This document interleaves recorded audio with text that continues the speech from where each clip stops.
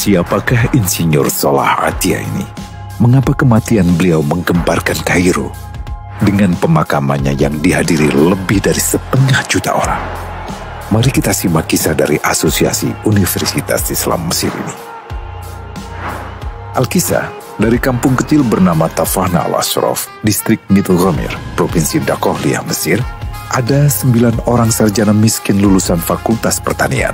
Lalu mereka pun sepakat membuat sebuah peternakan unggas, sembari mencari mitra ke-10. Namun mereka terbentur modal, maka dengan sekuat tenaga mereka kumpulkan dari hasil menjual tanah, perhiasan istri, hingga meminjam. Meski tidak banyak terkumpul, namun mencukupi untuk memulai usahanya. Pertanyaan tersisa, siapa mitra yang ke-10? Insinyur Solah, satu dari mereka, pun berkata, "Aku sudah menemukan mitra yang ke-10. "Siapa?" kata teman-temannya. "Allah," lanjutnya. "Allah akan menjadi mitra usaha kita yang ke-10. Allah akan mendapat 10% dari keuntungan kita. Dengan perjanjian, Allah yang akan memberikan perlindungan dan pemeliharaan, keamanan dari segala wabah penyakit." Akhirnya mereka pun sepakat. Kontrak kerjasama pun ditulis secara rinci dan dicatatkan ke notaris, lengkap dengan peran mitra ke-10 tersebut. Tak disangka, setelah 1 musim bisnis mereka langsung meroket, jauh dari yang dibayangkan sebelumnya. Lalu mereka pun kembali bersepakat menambah jatah keuntungan mitra ke-10 menjadi 20% di musim kedua, dan begitu seterusnya hingga mencapai 50%. Lalu bagaimana keuntungan mitra ke-10 itu dialokasikan? Dimulai dengan membangun sekolah dasar Islam putra, lalu lanjut putri, kemudian sekolah menengah putra, kemudian putri. Tambah lagi madrasah aliyah putra, lalu putri. Tapi karena keuntungan terus membanjir, akhirnya dibentuklah Baitul Mal. Dan mereka pun mengajukan ke pemerintah untuk membangun universitas di kampung. Awalnya ditolak dengan alasan tiadanya akses bagi para mahasiswa.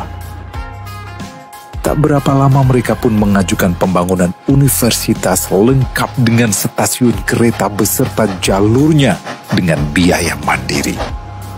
Akhirnya permintaan ini disetujui, dan pertama dalam sejarah Mesir berdirilah sebuah universitas di perkampungan kecil. Semakin berkembang, dibangun pula fakultas kedua, ketiga, keempat hingga asrama putri dengan kapasitas 600 kamar. Lalu asrama putra dengan 1.000 kamar. Tiket kereta api pun digratiskan untuk memudahkan transportasi menuju kampung tersebut. Tak cukup hanya itu, dibangun Baitul Mal berikutnya hingga hilang kemiskinan di daerah tersebut. Dan program ini diduplikasi ke kampung-kampung lain hingga bisa dikatakan tak ada kampung yang disinggahi Insinyur Solah kecuali akan dibangun Baitul Mal untuk warga. Bantuan pun diberikan untuk fakir miskin dan para janda.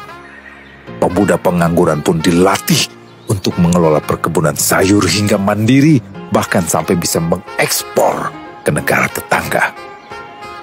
Pada saat panen raya, seluruh penduduk dikirimi paket sayur. Di hari pertama Ramadan diadakan buka puasa bersama untuk seluruh penduduk desa. Mereka memasak dan hadir ke lapangan yang dipenuhi beraneka makanan. Disiapkan juga perabotan untuk gadis-gadis yatim yang ingin menikah. Dan ini semua merupakan sedikit dari banyaknya kebaikan yang dilakukan oleh Insinyur Solah.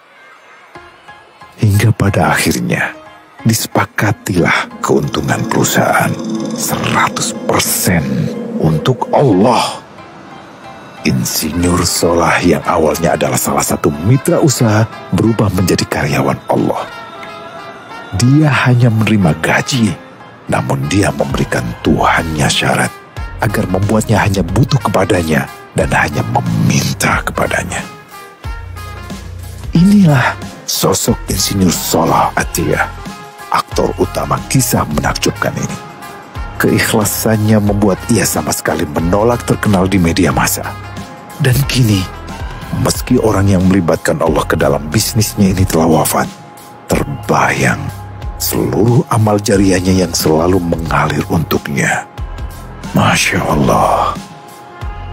Pertanyaannya, akankah ini hanya menjadi sebatas kisah saja? Atau menjadi teladan